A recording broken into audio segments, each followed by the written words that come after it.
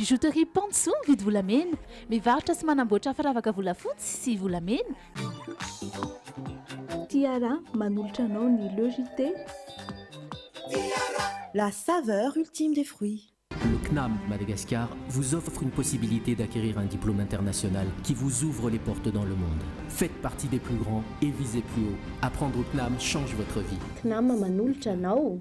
Assurance aro manolotra ho anao. Aro miaina sy miaro mandry voniny vato.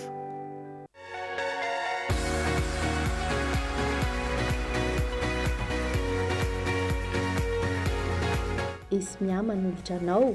Telma, safidiky numéro 1 malagasy manolotra ho anao.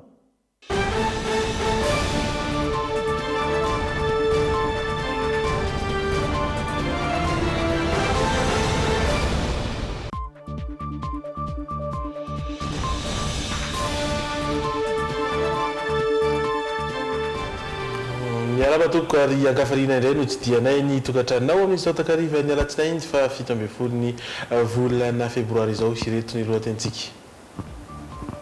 Namela takaitra tany amin'ny faritra atsinanan'i Madagasikara ny ambondraony ilay rivodoza Francisco nivadika ho andro ratsy ny farany herinandro lasa teo. Hoaverina ny talata izao ny fianonany ny Rado Ravalomanana rehefa tsy totosa tamin'ity androany maraina ity. Ary namoaka fanambarana momba ny fahazondalana manokana ho an'ireo mpandeha avy any Chine ny ministera ny raharambahiny androany maromaro ireo masotsivana hita ao anatin'izay fahazondalana izay. Niverina nitokony ireo mpivarotra amoron-dalana manoloana ny BMH hatreto tsy mbola nisy ny fifanarahana tapaka. Ambany ny tapavitrian'ireo olona tonga ny soratra anarany eny anivon'ny Fokotany mikasika ny fanavaozana ny lisy mpifitiamana. Ary farany mitaraina ho hiarany tsindry azolena ny mpiasa mpikirakira Sizal any amin'ny faritra Anosy, olana sedrain'izy ireo ny tsy fandraisan-karama araka ny tokony ho izy. Manatitra ny araba tompoko kilasy tompoko vavy ary manasa anao anaraka ny fampalalam-baovao hatramin'ny farany. Izay zanam-pandarana ID Sport isika ao anatin'ny tapany faharoa isian'ny zanam-pandarana hafa izay nomanina fa andao metrany ijery ireo vaovao izay misongadina ny actu ary izao ny la une.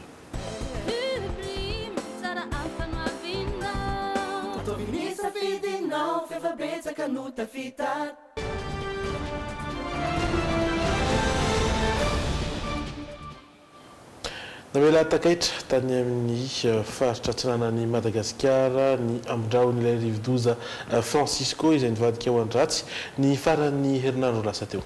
Anisan'ny lasibra tamin'izany distrika ny Manoro anarivony mahery ny olona trabona ary zaza iray ihany koa no fantatra fa namony ainy tao anatin'izany.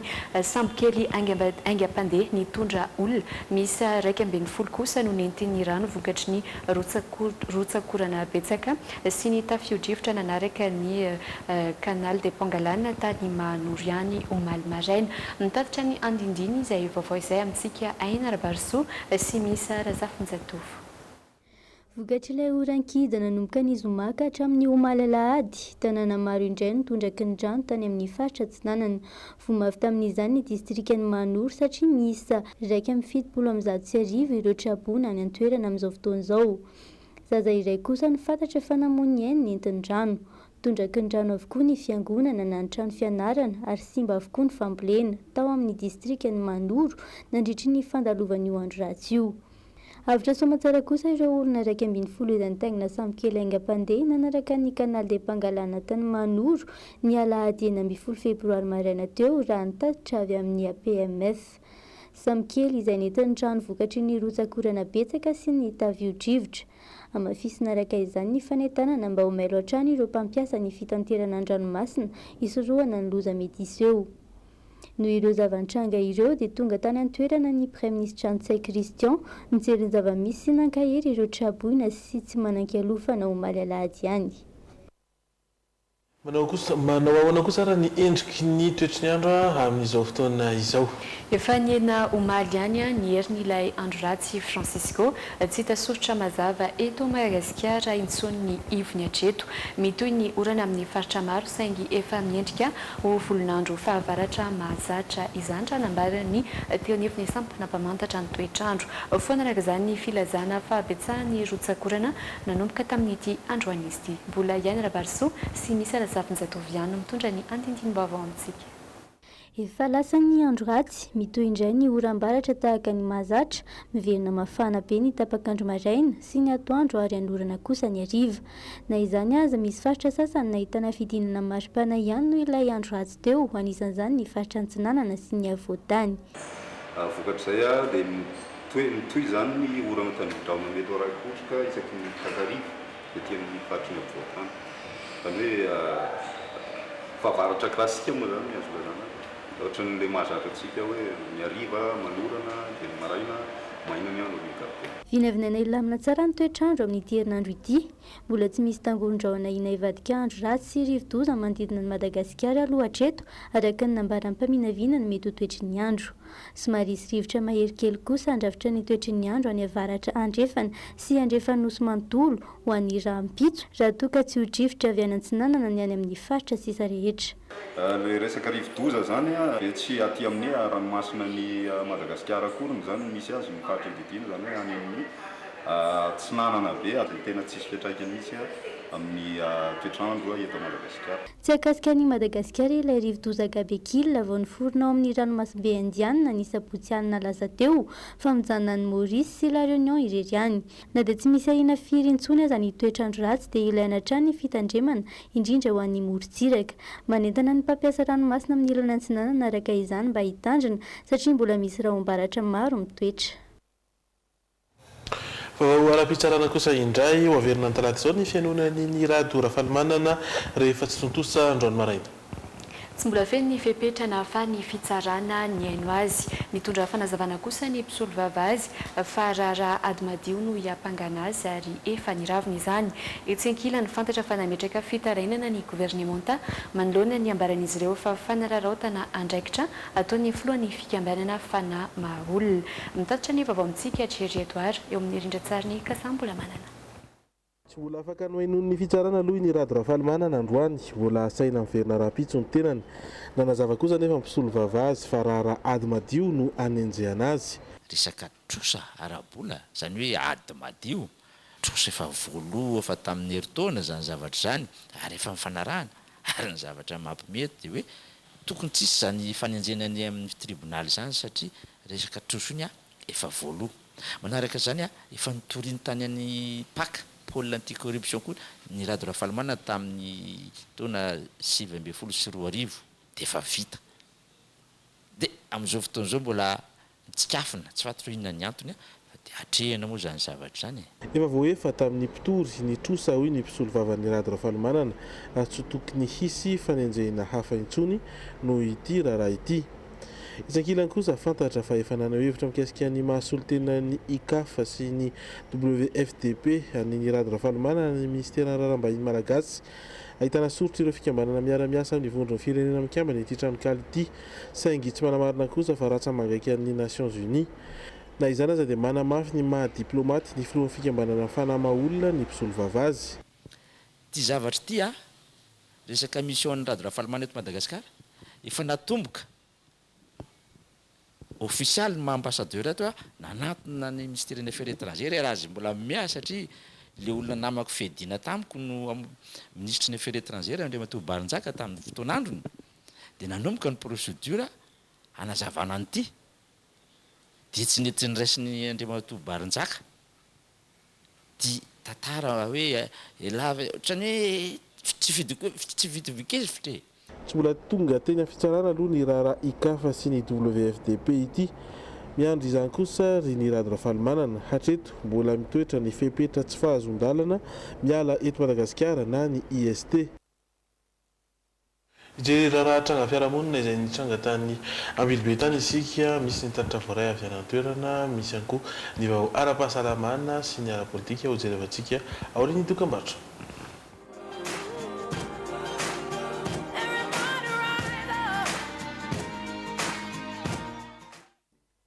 nitranganina korontana ny tany Ambilobe tany io maraina io. Vehivavy iray bevoka 7 volana no tsy hita-popoka tany Ambilobe nanomboka ny 3 febroary lasa teo. Omaly dia ren'ny olona fa voasambotra ny namono io vehivavy io ary tsy tana ny fokon'olona fa nitety ny tobiny zandary sy ny tobiny polisy mba amoaka na vandoza atao fitsaram-bahoaka. Voasoroka nefa izany hatreto ary ity fanadihadiana ho rahantsika ity. Misy avorovorona ao an-tampon-tanàna Ambilobe amin'izao fotoana. Taoriny fampitambavao teo amin'ny tambazotra Facebook izay niteraka savorovory fa voasambotra amin'ny polisy Omaly 9 febroary tany amin'ny commune Mantaly district Ambilobe. Mantaly nantoka tamin'ny famonoana ilay vehivavy bevoka 7 volana tsy hita nanomboka ny 3 febroary lasa teo. Omaly rehefa dia nirohatra mivoaka nandeha tao amin'ny bureau gendarmerie ka resy lahatra izy ireo fa tsy tao ilay olona vororoy. Rehefa izany dia namonjy ny bureau komisarian'ny polisy pirenena indray izy ireo ka namotika sy nitora-bato amin'ny bureau ary nanimba sy nandoro fiara ny toby tao rehefa tsy nahita ilay olona. Nandraindraikitra avy hatrany ny zandarme pirenena niaro ny mpiasa sy ny tombony polisy pirenena any toerana.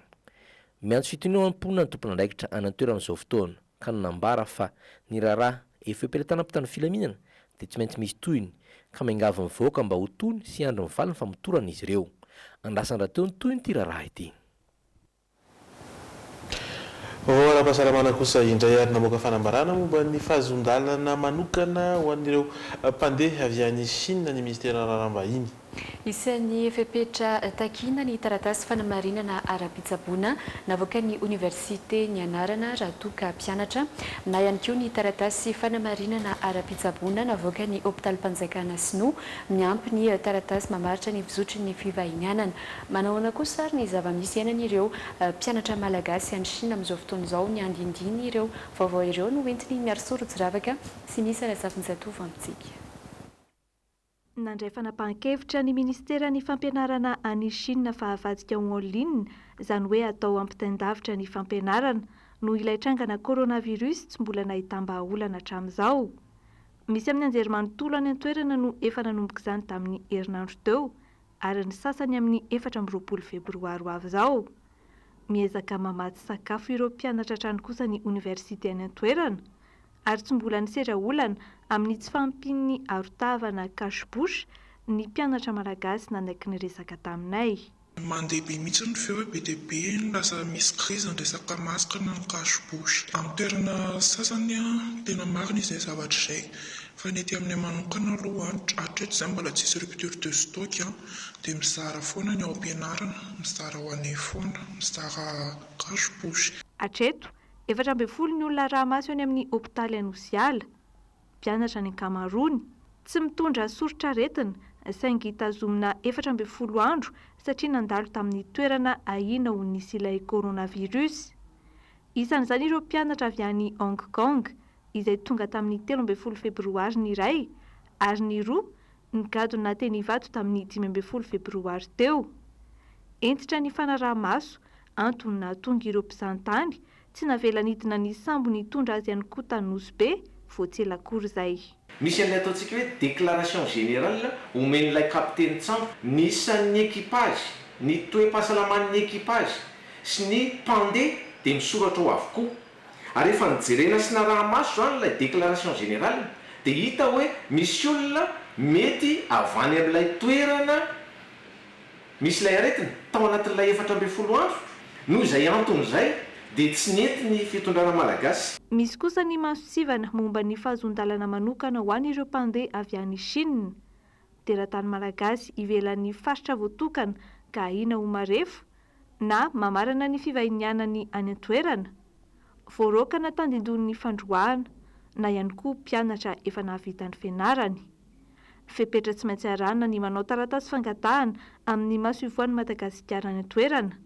Miaraka amin'ny reto antota taratasy manan-kery latsaky ny 14 andro tany isaina manaraka reto. Taratasy fanamarinana ara-pitsaboana navoaka ny université ny anarana. Ho an'ireo tsy mpianatra indray, taratasy fanamarinana ara-pitsaboana navoaka ny hôpital-Mpanjakana Sinoa ary taratasy mamaritra ny fizotry ny fivahinianana. Mariana fa ny ministera ny raharaham-bahiny malagasy irery ihany no manana ny fahefana manome ilay fahazondalana manokana aorian'ny fankatoavany ministera ny fahasalamam-bahoaka ary tsy mihoatra ny 27 ora ny fotoana fikarakarana ny antota-taratasy. Fa tsy mitsa miakatra nisan'ireo olona voa sy matin'ny coronavirus ao Chine amin'izao fotoana izao. Na eo zany efa zany dia tsapa famiana raha oharina amin'ny teo aloha ny isan'ireo mamoniaina isan'andro raha tamin'ny alahadeo na tratra 27 ireo maty dia nidina ho 5 kosa izany tamin'ity androany alatsinainy ity. Mailoatrany anefa ny rehetra satria tsy mbola hita treto ny fanafana entina hitsabony ity tsy mikaretina coronavirus ity.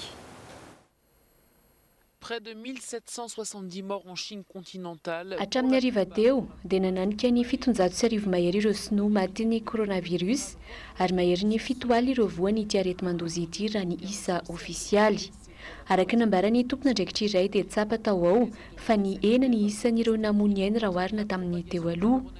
Tamin'ny sabotsy teo nahatratra 370 ireo maty ny coronavirus, nidina ho 270 izany ny alahadeo ary androany alatsinainy dia fantatra fa ny ena 500. Raha ny fanazavana nenty ny Mifeng, mpitondra teny ny ministeran'ny fahasalamana eto Chine, dia tsapa izao izy fa misy vokany ny fepetra noraisina manoloana ny fisorohana rehetra natao mba tsy hipartany tsy mikaretina manerana ny faritra maro teto Chine. Mariana fa efa tafiakatra 7 alina mahery ihany koa amin'izao fotoana ireo olona ayahiana fa voan'ny coronavirus ivelan'ny Chine. 700 amin'ireo no voamarina izay miparitaka amina firenena 30 maneran-tany.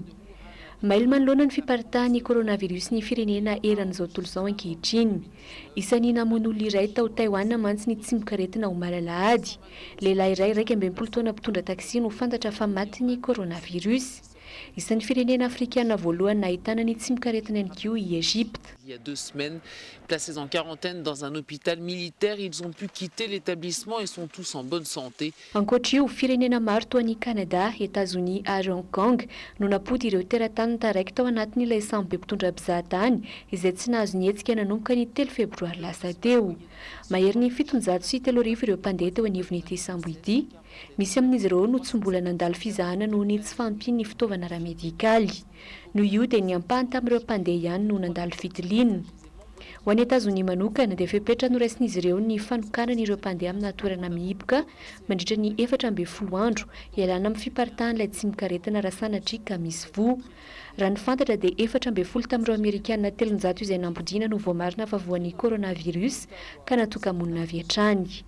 Mailo hatrany ny firenena rehetra satria hatreto tsy mbola nisy nahita ny fanafana hitsabony ity tsy mikaretina ity mihitsy na ry zareo sinoa aza.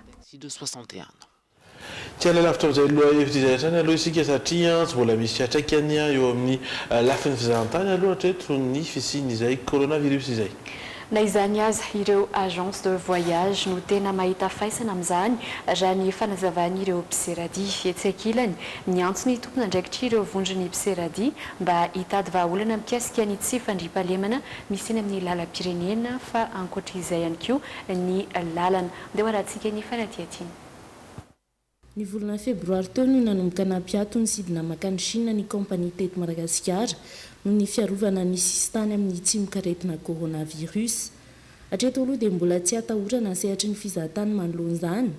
Mbola anatin'ny fotoana tsy mahabe mpizahatany raha teo isika amin'izao raha ny fanazavana ho ireo mpiserady. Ireo mpizahatany avy amina firenena amin'ny teny anglisy no tena betsaka tonga eto amintsika. Raha ny fanadihadiana natao ihany koa dia ireo vola mihodina amin'ireny agence de voyage ireny no midina mizaka izay fepetra izay. Seto aloha zany ny vaovao azo avy amin'ny agence de voyage ny réservation an'ny sinoa no misy annulé. Zay agence manao client chinois zany no manana annulation amin'izao. Raha ny vaovao azo avy amin'ny agence de voyage fa ny teratany hafa aloha hatreto tsy mbola misy hoe annulation tena hoe be da be. Dia mampirisika antsika rehetrarehetra zay manodidina ny sehatra zany mba tsy hanaparitaka vaovao ratsy mikasika an'izay coronavirus zay ka animba nyity sehatry ny tourisme ity zay tena imasomasony ny fanjakana ankehitriny ny ampandrosoana anazy. Raha ny tatitra dia efa mirosany amin'ny lalàna tsara ny fizahantany amin'izao raha ny tarehimarika no jerena. Mbola misy hatrany anefa ny sehatra izay tokony hatsarana mifandray amin'izany. Ao anatin'ny ohatra ny fandriam-pahalemana izay fahavalo ny fizahantany. Resaka guide amin'izay ny olana dia ny sécurité ny an-dalana. Sécurité ny an-dalana tsy azo titsity zany. Na tamin'ny heritaona efa nanao etsika kely ny guide ny teny hoe aloha mba karakaraina le sécurité satria exposé amina danger rehefa misy asa atao ampagida dia mandeha anao mitety à Madagasikara dia misy ny insécurité indrindrindrindra ny tena mampitahotra ao anatin'ilay izy ho an'ny guide sy indrindrindra ho an'ireo vahiny ho an'ireo vazaha izay entina dia iny zany mba hanairana kely ihany koa ny mpitondra fanjakana hoe raha mba misy azo ezaka azo atao dia mba hamafisina ny insécurité. Ratsivina dia tanjon'ny fitondram-panjakana ny ampiakatra ny isan'ny mpizahatany hatrany amin'ny 10 hetsy hatramin'ny taona 2024.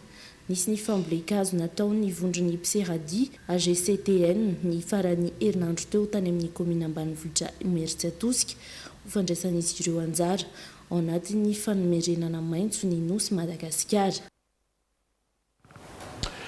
Eto Antananarivo indray kosa zany hoe ny tsena no resahana verina tokona indray mantsy ireo mpivarotra amoron-dalana manoloana ny BMH na ny boromsahana ny fanadiovana eny Isotry androany. Tsy afaka nivarotra izy ireo mandra-piandry ny fandaminana avy amin'ny talen'ny tsenana Antananarivo renivohitra hatreto tsy mbola nisy ny fanarahana tapaka atao amin'ny rotonta. Tena toerana mitatitra ny vaovao amintsika Piardindra Zavindramanana sy Kasambola Manana. Miala avokoa ireo mpivarotra amoron-dalana nanoloana ny BMH na ny boromsahana ny fanadiovana eto Isotry androany. Misosa tsara ny fifamoivoizana vokatra izay. Tsy voatotoana raha teo ireo olona hiditra amin'ny birao misahana ny fanadiovana sy ny manodidina.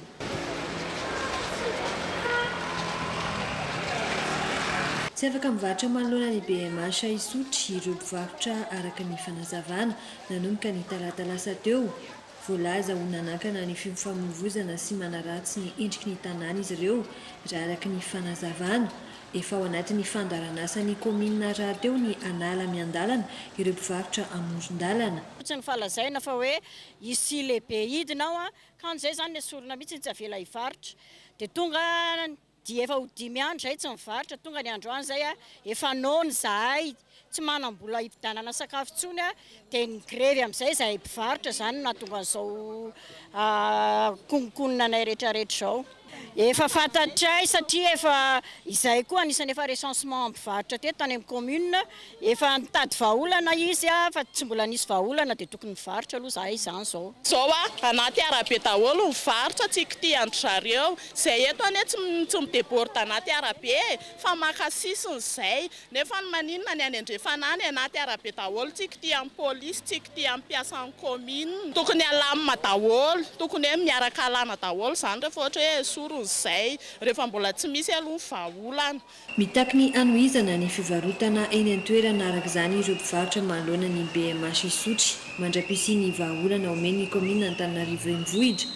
Vahaolana izay ambaran'izy ireo vonjy-maiky. Eo am-pitadiavana vahaolana ho an'ny mpivarotra amoron-dalana rehetra ny komina Antananarivo renivohitra amin'izao fotoana izao mba hisorohana ny fiverimberenana ireo mpivarotra eny amin'ny sisin'ny arabe. Mandra-piandry izay aloha dia nasaina niverina ny varotra saingy manaraka ny fandaminana ireo mpivarotra amoron-dalana eny amin'ny toerana sasany izay iverin'ny komina ho tsy misy fiantraikany amin'ny fifamoivoizana.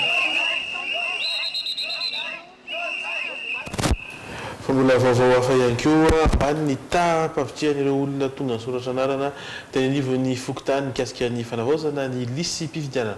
Ho an'ireo fokontany izay nandalovany Piardina Razavindramanana sy Kasambola Manana androany tsy tonga hatrany amin'ny antsasa manilany akory ireo olom-pirenena tonga teny hanoratra ny anarany ao anaty izay lisy mpividianana izay. Ambaran'ireo olona izay tafaresaka tamin'izy Nanada fa tsy ampy ny fanentanana sy ny fotoana antony tonga azy ireo tsy nanantona teny anivon'ny fokontany. Mandidina ny 17 eo ny fitambaran'ireo olom-pirenena tonga tetỳ amin'ny fokontany Antomadinika Atsimo hijery sy hanoratra ny anaran'izy ireo ao anatin'ny lisy mpividianana. Ambany raha oharina amin'ny isan'ireo mponina eto izay mahatratratra ny amin'ny 3 sy 700 sy 1 alina any hoany. Efa misy anefa hoy ny lehibe ny fokontany ny fanentanana ireo mponina amin'ny alalan'ny afisy saingy mbola vitsy izy ireo no tonga tetỳ amin'ny fokontany. Ny olona moa zany efa ezaka ihany nanentana sainy eto anivon'ny fokontany mahakasika an'le fanavaozana ny lisy mpividianana fa ny akabetsahan'ny olona moa ohatrany hoe marisarisa mihitsy izy a mampiditra an'le anarany aty anivon'ny fokotany ny olona moa tsy fantatra mihitsy zay tena marina amin'izay zavatra a fa le efa mezaka ihany izay fokotany ao anaty zava-misy zany a manentana amin'ny manentana eto anivon'ny fokotany makasika amin'ny fanoratana ny anarany ao anatin'ny lista ny fividianana. Eto anivon'ny fokotany moa zany ny olona le mijery le lista ao anatiny ka rehefa hitany le ao anatin'ny listana dia tsy manoratra tsony izy efa miverifie fotsiny izy fa le mijery le lista izy ka tsy hoe tsy ao ny anarany dia io le hoe tsy maintsy soratana tombo obligatoire zany izy tsy maintsy ampidirina eo anivon'ny fokotany. Ny betsaka moa zany le olona le mifinjamonina sy le fenotona zany no tena presque be da be ny tafiditra ato anivon'ny fokotany. Raha ny tapavitriana voaray avy amin'ny CENI dia tsy latsaky ny 200 ireo olona tonga nanoratra ny anarany teny amin'ny fokotany manerana ny nosy anoratra ny anarany ao anatin'ny lisam-pifidianana. Tsy manana fotoana andehanana eny amin'ny fokotany ny ankabeazan'ireo olona tafaresaka taminay antony iray tombanana ho nampidina ny tahapavitrian'ny pirenena tamin'ity taona ity. Mbola tsy nandeha satria le fotoana andehanana tsy nisy. Mbola tsy tany angamba ny seka madena izy. Inona no mety anton'izay? Tsisy fanentanana le izy sady sahirana kosa le za zao vao amin'ny didy amina ndraikitra vidibe. Mbola tsy nahafantatra tompoko. Mbola tsy nahafantatra. Mazoto mihitsy ahako satria za olona mananjo hifidy. Efa nijery izay dia ao ny anaranay. Ifarana vonjimaiky amin'ny 20 febroary kosa ny fikitiana ny lisam-pifidianana. Averineny amin'ny fokotany ny lisitra voatota amin'ny 15 aprily avy izao mba ahafahan'ireo olom-pirenena mitondra fanamariana sy fantsiana raha mahatsikaritra tsy fahatomombanana araka ny fanazavany ny CENI hatrany. Ny adiny kokory sy ny fanadiovana ny tanàna ireo no asa maika ary lahara-pahamehana ho an'ny ben'ny tanàna ao amin'ny commune Ambohibao Anteroka. Ankoatra dia isany notsindriny ihany koa ny fanovana fomba fiasa rehetra eo anivon'ny commune izay adidiny mariana fa totosan'ny farany herinandro teo ny fametrahana amin'ny fomba ofisialy ny ben'ny tanàna vaovao sy ny fanolorana samboady azy. Ndeha rahantsika ny vaovao. Anteroka mandroso no ilaina. Io no teny filamatry ny ben'ny tanàna vaovao eto amin'ny commune Ambohibao Anteroka. Ankoatra ireo tetika sagoavana dia nambarany fa ireo asa maika iankina ny andavanandro mpianam-pona no lohalaharany. Isan'izany fanadiovana ny tanàna izay niatona nandritra ny fotoana maharitra. Eo ihany koa ny ady amin'ny kolokolo izay nanamafisany fa anokanana birao manokana mihitsy eto amin'ny nivon'ny commune ahafahan'ireo olona mandefa fitarainana. Tsy latsa-danja amin'izay ihany koa ny fandriam-pahalemana izay fototra iankina ny fampandrosoana marina. Mila manova fomba fijery manomboka eto indrindra ny fomba fiasa mba hiala ao anatin'izany kolikoly fototsy ny tsy fampandrosoana eto Madagasikara zany. Ary isany izany medivako voalohany ao anatin'ny commune Tatanaka antanteraka ny revina fampandrosoana sy ireo fotodrafitrasa fampandrosoana Anteroka rehetra. Notsindriny ben'ny tanàna vaovao ihany koa ny fahavonona ny ara-asa amin'ny ankolafy rehetra.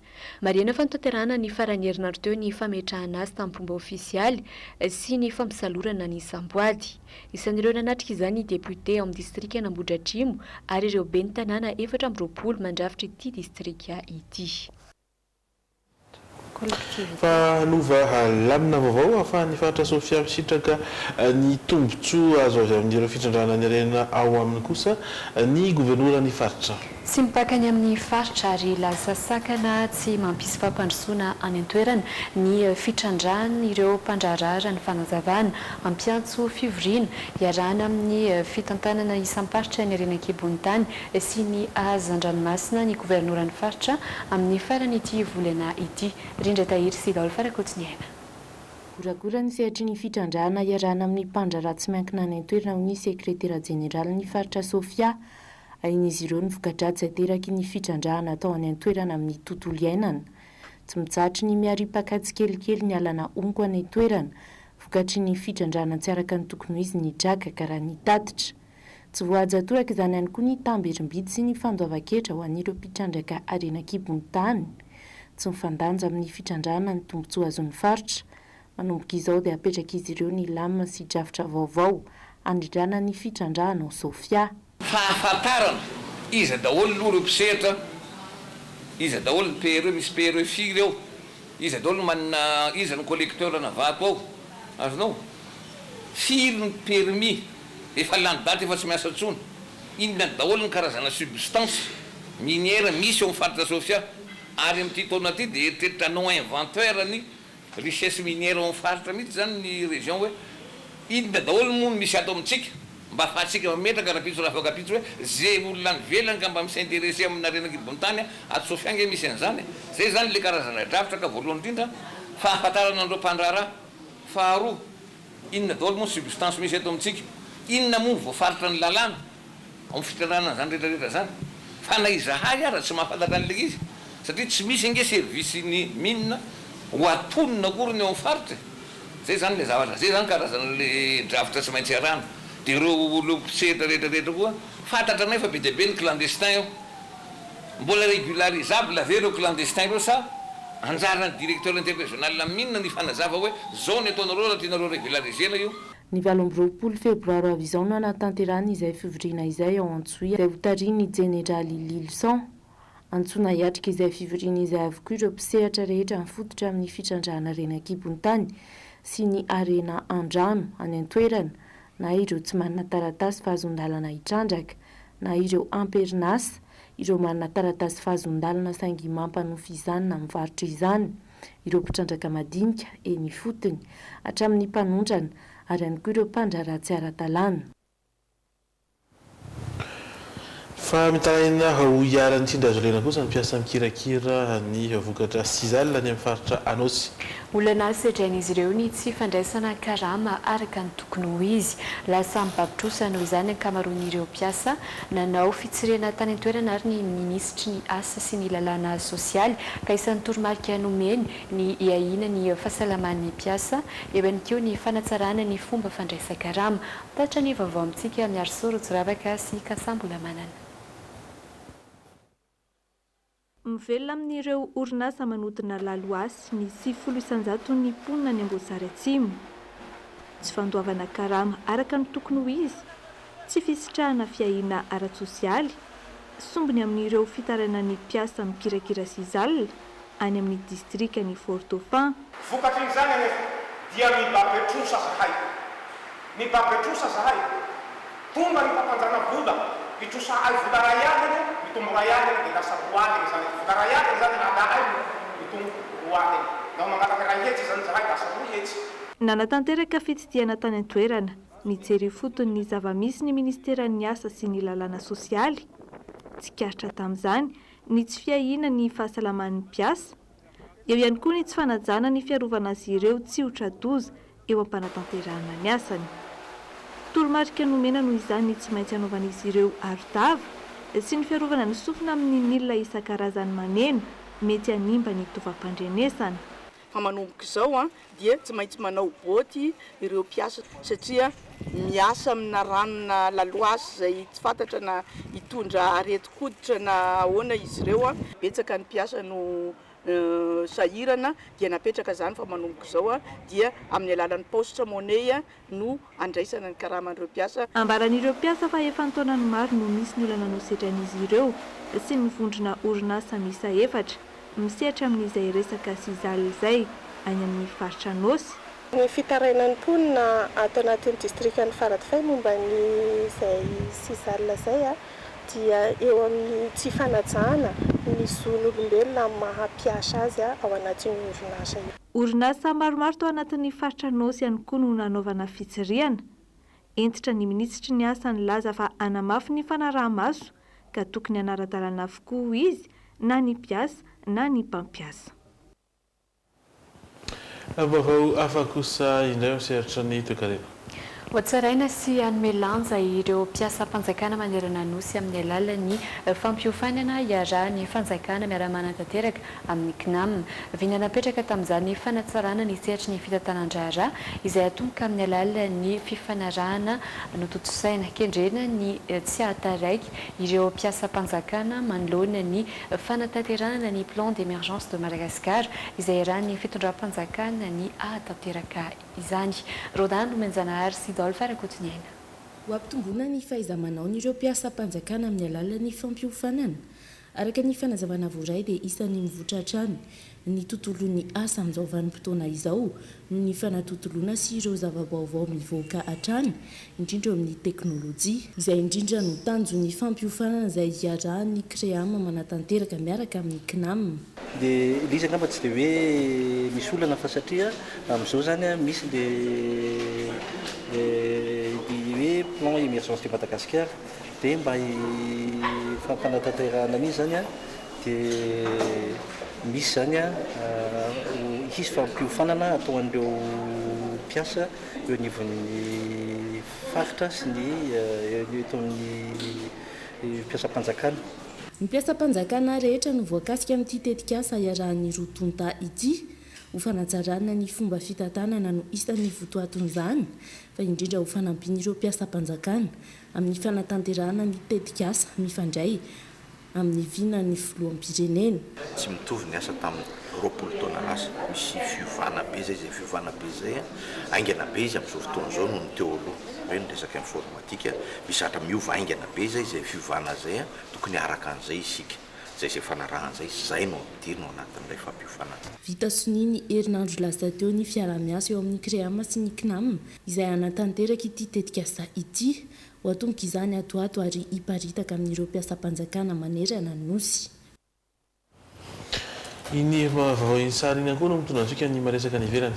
Ametraka valanjavaboary voarina réserve naturelle ao amin'ny Nosy Glorieuse ny fitondrana frantsay akasaina hovitaina amin'ny volana jona izao izany raha ny fanambarana izay nataon'ny flou Emmanuel Macron. Heverina araka izany ho tsy fanajana ny dinga ny fifampirarahana izy sy ny fifampiresana izay mandeha ankehitriny izay fikasan'ny flou frantsay ametraka valanjavaboary voary ao amin'ny Nosy Glorieuse izay horahantsika ny fanampanazavana. Fantatra fa ametraka valanjavaboary voaharo na réserve naturelle ao amin'ny Nosy Glorieuse ny fitondrana frantsay araky ny fanambarana nataon'ny flou Emmanuel Macron ny 13 febroary lasa teo.